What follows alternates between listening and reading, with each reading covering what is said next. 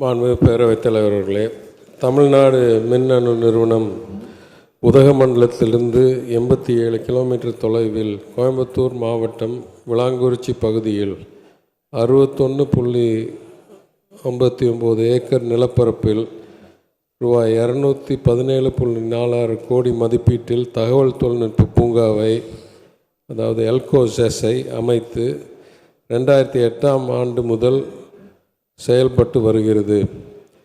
இச்சிறப்பு பொருளாதார மண்டலத்தில் Wipro, HCL, Accenture, access healthcare, value momentum உள்ளிட்ட தகவல் தொழில்நுட்பம் மற்றும் மருத்துவ தொழில்நுட்பம் நிறுவனங்கள் இயங்கி வருகின்றன. இவற்றில் 26,500 பணியாளர்கள் பணிபுரிந்து வருகின்றனர். மேலும் கூடுதலாக 2.66 லட்சம் சதுர அடியில் ரூபாய் 114.16 கோடி செலவினத்தில் ஒரு புதிய தகவல் தொழில்நுட்ப கட்டடம் இச்சிறப்பு பொருளாதார மண்டலத்தில் கட்டப்பட்டு கடந்த 6/11/2024 அன்று தமிழ்நாடு முதலமைச்சர் அவர்களால் துவக்கி வைக்கப்பட்டது. எனவே இந்த நேரத்தில் கூடுதலாக உதகமண்டலத்தில் ஒரு பூங்கா அமைக்க எந்த திட்டமும் இல்லை என்று உங்கள் வாயிலாக தெரிவித்துக் கொள்கிறேன்.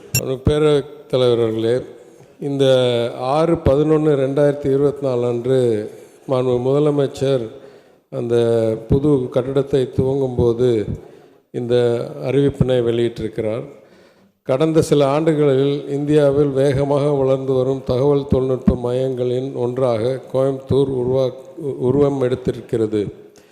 இதனால் பல நிறுவனங்களுக்கு அலுவலகங்களுக்கான இடத்தேவை அதிகரித்துள்ளது. இதனை கருத்தில் கொண்டு தற்போதுள்ள டைடல் பார்க் அருகிலேயே, அதாவது எல்காட்லேயே ஒரு டைடல் பார்க் இருக்குது, அதை அருகில் இருக்கிற எல்கோசெஸ் பகுதியில் உள்ள 17.17 ஏக்கர் பரப்பளவில் மேலும் ஒரு பெரும் தகவல் தொழில்நுட்ப வளாகம் அமைக்கப்படும். கலைஞர் அவர்களால் சென்னையில் சர்வதேச தரத்தில் அமைக்கப்பட்டுள்ள ராமானுஜம் தகவல் தொழில்நுட்ப நகரத்தை போன்றவே கோவையில் தனியார் தொழில்நுட்ப நிறுவனங்களுடன் இணைந்து இந்த பெருந்திட்டம் செயல்படுத்தப்படும்.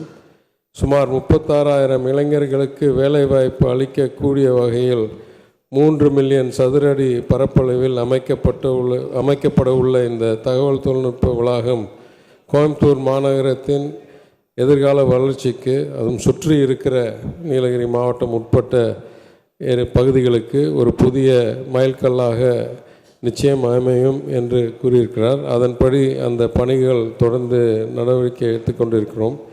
எனவே இதை முழுமை செய்த பிறகு அடுத்த திட்டத்திற்கு மாண்புமிகு உறுப்பினர் கூறும்போதுபடி முதலமைச்சர் அவருடைய கவனத்துக்கு சென்று நடவடிக்கை எடுக்கப்படும் என்று கூறுகிறேன்.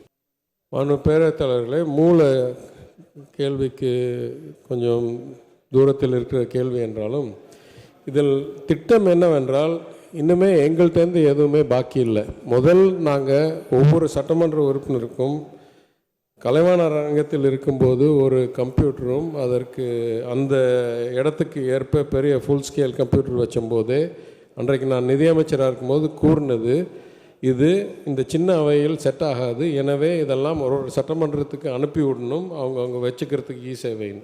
அது அனுப்பப்பட்டு 2 வருஷத்துக்கு மேலே ஆச்சு. அதற்கு பிறகு பலர் கேட்டார்கள், கம்ப்யூட்டருக்கான இடம் இல்லை, எனவே ஒரு திட்டம் இங்கே உருவாக்கி தொகுதி மேம்பாட்டு நிதியிலிருந்து ஒவ்வொரு சட்டமன்ற உறுப்பினர் தேவை என்றால், இப்போ நான்லாம் அதை பயன்படுத்தலை, ஏன்னா எனக்கு ஏற்கனவே இருக்கிற அலுவலகத்தில் நான் இ-சேவை மையத்தை 1.5 வருஷமாக நடத்திக்கிட்டு இருக்கேன். அதனால் ஒவ்வொரு சட்டமன்ற உறுப்பினருக்கும் அந்த கம்ப்யூட்டரும் சரி, அந்த லைசன்ஸும் சரி, இ-சேவை லைசன்ஸும் சரி அன்னைக்கே வழங்கப்பட்டு இன்றைக்கி செயல்பாட்டில் இருக்கிறது. கட்டடம் கட்டி முடித்து விட்டால் நீங்கள் எப்போ வேணாலும் நீங்கள் திறக்கலாம், அதுக்கு நாங்கள் எதுவும் இன்னும் செய்ய தேவையில்லை. கம்ப்யூட்டர் என்றைக்கு வந்ததோ அன்றைக்கே உங்களுக்கு அந்த லைசன்ஸ் வந்துருச்சு என்றதை நான் உங்கள் வாயிலாக தெரிவித்துக் கொள்கிறேன்.